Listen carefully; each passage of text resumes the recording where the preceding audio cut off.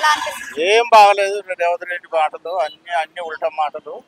కానీ మొత్తం ఏం మాటలు బాగలేవు. రైతు బంధు ఇస్తలేడు, ఇవి ఏది ఇస్తలేడు. అన్ని రైతు రుణమాఫీ జరిగింది కదా, రుణమాఫీ లేదు, ఏం లేదు, ఇంకా ఏది చేయలే.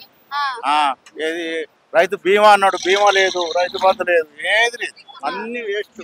ఎందుకని అంటారు అట్లా?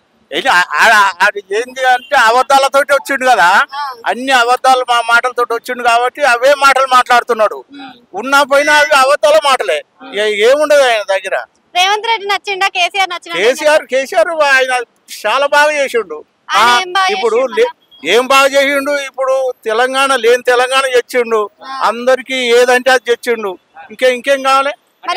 తెలంగాణ ఇచ్చింది కూడా కాంగ్రెస్ కదా. కాంగ్రెస్ ఇప్పుడు మనకు కావాలని ఆయన ఏంది సాగు తెగబడ్డాడు, సాగు తెగబడితే వచ్చింది. అది ఎట్లా వచ్చింది చెప్పు? తెగబడి చేస్తే ఇప్పుడు మరి దాని గురించి ఏమంటారు? హైడ్రా మొత్తం నాశనం చేస్తుండు. ఉన్నోళ్ళది తీస్తలేడు. చెర్ల కట్టిన వాళ్ళది, పెద్ద పెద్ద వాళ్ళది చెర్ల కట్టిర్రు. చెర్ల కట్టిన వాళ్ళవి ఏం లేదు, వాళ్ళ దగ్గర డబ్బులు ఎడాగనో తీసుకుపోయి ఇస్తుర్రు, మంచిగా మేస్తున్నాడు. అలా ఇది లేదు. ఇప్పుడు గరీబ్ వాళ్ళు చేస్తే గడబిడలు అవుతున్నాయి. రేవంత్ రెడ్డి గురించి చెప్పాలంటే ఏం చెప్తావు?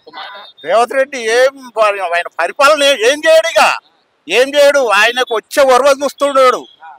ఆయనకు ఇక నా ఓట్లు వేయరు తెలుసు, ఆయనకు తెలుసు, వాళ్ళ పార్టీకి తెలుసు.